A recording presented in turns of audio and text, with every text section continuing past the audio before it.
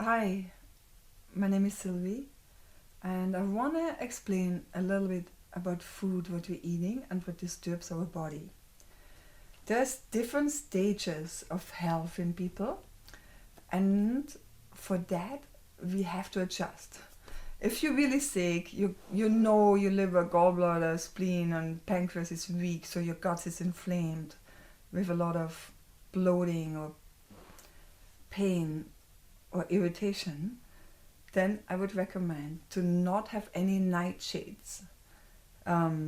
Potatoes, tomatoes, peppers, aubergines, and on top of it, spicy food. Then I would also recommend no dairy, maybe a little bit of European cheese that's not made here in North America. Or the better way would be having goat cheese. That's easier and has more enzyme for our guts. Eggs. I would only have farm eggs. There is one company here in North America, they're called Rabbit River. They are a little bit have a higher quality, or any other farms where the chicken really run outside and look a little bit happier than the depressed chickens in mass production, because that's what we're eating. Oils. Our body does not like cheap canola oils. It's very hard on the gallbladder. Coconut oil, I would say, is good for cooking. And olive oil is good for taste, but not too high heats. And avocado oil, very good for cooking, little bit tasteless. Meats. When we eat meat, we should consider that we not digest meat if the body is weak. So I would have maybe turkey meat, maybe a little bit of lamb, or very well cooked and like bison or beef. And in that case, you could take some enzymes with it. Then we have pork, what is sometimes really hard for our body because there's a lot of toxins in it. We have chicken. If you have a lot of small intestine bacteria, that's called SIBO and Candida, the body has hard times with chickens. If you're a little bit healthier, then it's okay. What else? Vegetables are normally easy for the body. If you're really sick, just steam them well or make nice stews or nice soups. If you a little bit healthier, you can have your celeries, carrots, cucumbers, avocados, everything raw, and salads. That's all really good. And mixed diet is very amazing for the body. But I wouldn't have too many peppers raw. I wouldn't have too much onion raw. I would just be kind in it. Sorry to the Greeks, but what can we do? Then we have fruits.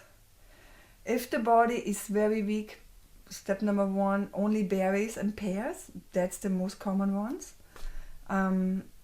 Otherwise, a nice variety is really good. But just watch, if you have too much candida, too much yeast, I wouldn't go for bananas and grapes. I would just have apples and pears and oranges, but just a nice balance. Caffeine and teas, and the body normally likes stinging nettle tea or chamomile tea. But we are a little bit different than our bodies. We like coffee and we like black tea and green tea.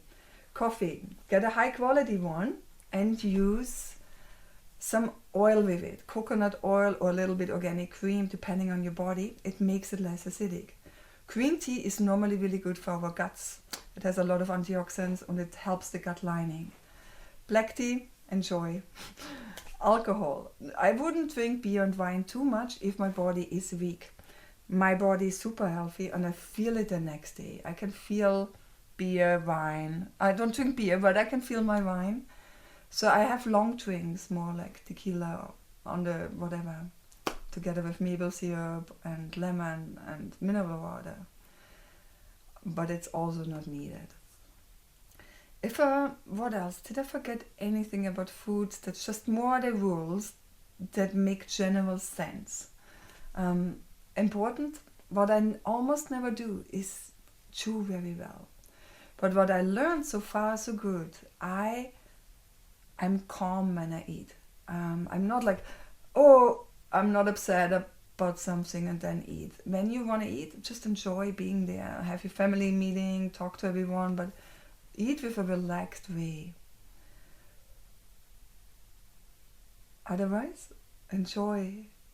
And if you have any questions, you could look further into my other videos to understand it better. Grains. So, most bodies here in North America don't like the wheat that we offer it. So I often put people to gluten-free, higher quality ones, not like modified cornstarch or so, higher quality gluten-free products, because our body has difficulties with the Roundup that's inside of the wheat, and also that it's so genetic modified. If I go in Austria, my home country, and I eat in all the bakeries and I walk a lot and they have less toxins there, I don't have my wheat belly. If I eat wheat here, it's a very special treat. I buy this big baguette when I go shopping and I can feel it after a little bit, and then yeah, I can help it, but most people cannot help their own body. I can take consequences because I know I can change it afterwards, or I know what to do. So for you, it's more important, if you have inflammation, no wheat. I wouldn't have corn either. I wouldn't go in. Oats are doable for most of the bodies, but when the body is very weak, some of the bodies really choose no grains. So you would have to go with squashes and yams and zucchinis and beets and carrots to fulfill the starches that you need. And it's a very wholesome food. There's nothing wrong with it. Most rice and quinoa is okay for the body, but I buy organic because there's just a little bit more pesticides in other countries than ours. In general, I buy organic greens. That would be kale, spinach, parsley, cilantro, because they can take toxins better on. I buy organic meat if I can, or at least hormone-free.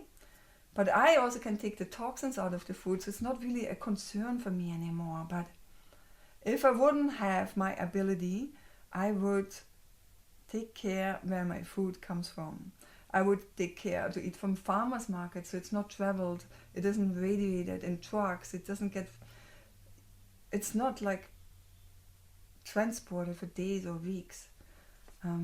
I still eat a banana with love and enjoy it, but in general, I have such a good food plate every day that I don't need the highest nutrition anymore. So eat what surrounds you, buy from people that are around you, and try to have organic. Enjoy.